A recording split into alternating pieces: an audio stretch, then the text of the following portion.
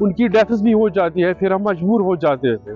जब डिपार्टमेंट नहीं देख रहा है, जब कोई देख रेख के लिए नहीं है, तो आम इंसानों और इनमें तजाद तो पैदा होगा ही।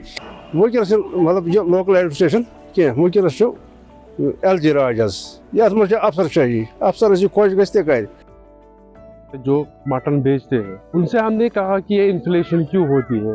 उन्होंने कहा कि जो हम हरियाणा जाकर माल खरीदते हैं हमको वहाँ से ही ये रेट महंगे दामों में पड़ता है। और दूसरी चीज़ ये है कि हमारी ट्रक को रोका जाता है नेशनल हाईवे पर 7-7, 5-5, 6-6 दिनों के लिए। जो शीप उसमें लदे होते हैं उनकी डेथ्स भी हो जाती है, फिर हम मजबूर हो जाते हैं।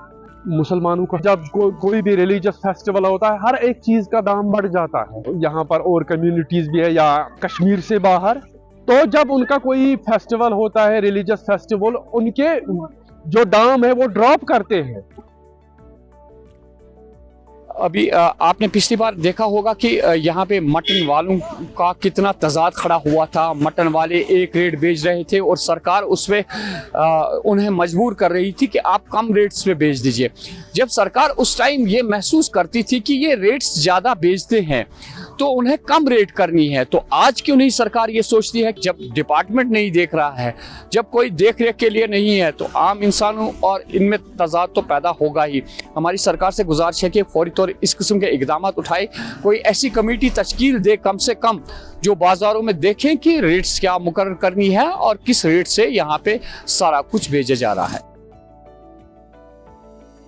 आम इंसान पिसने आवाज यह क्या कर बिचौर यह 5 जना जनाब 5 पे गुजार कर जनाब यह कत अखराज कर पूर यह कर बचन मतलब एजुकेशन पे दिया ध्यान, यह दिया खेनस चेनस पे कत पे दी ध्यान, लिहाजा कर खतर मुश्किल जिंदगी गुजार। अगर ये लोकल एडमिनिस्ट्रेशन पान तेल ग कि सद बाबस अत वुनकस मतलब यह लोकल एडमिनिस्ट्रेशन कह वुनकस LG राज ये अफसर शाही अफसर खोज गए कर वो वन मीडिया ऐसा मगर अमली तौर सह कह।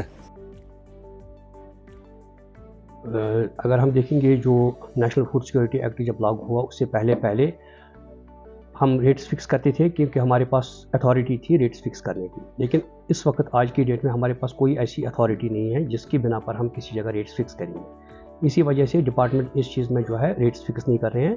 मार्केट में खुद ब खुद स्टेबलाइज हो जाता है, मार्केट में स्टेबिलिटी खुद ब खुद आ जाती है। अगर कोई इंसान किसी जगह एक रेट पर बेचता है, दूसरी जगह दूसरी रेट पर बेचता है, इस तरह से मार्केट स्टेबल इसी तरह हो जाता है। लेकिन हमारे पास कोई भी अथॉरिटी नहीं है रेट फिक्स करने का। कंज्यूमर के रिलेटेड अगर किसी कंज्यूमर को कोई शिकायत है, डिस्ट्रिक्ट कंज्यूमर कमीशनर्स बने हैं, वहाँ पर वो अपनी शिकायत दर्ज कर सकता है। किसी भी चीज़ को लेकर, जैसे आपने क्वालिटी का कहा या कोई इशू किसी को रहेगा तो वो कंज्यूमर कमीशन में अपनी शिकायत दर्ज कर सकता है। कंज्यूमर कमीशन हर डिस्ट्रिक्ट में बनाए गए हैं।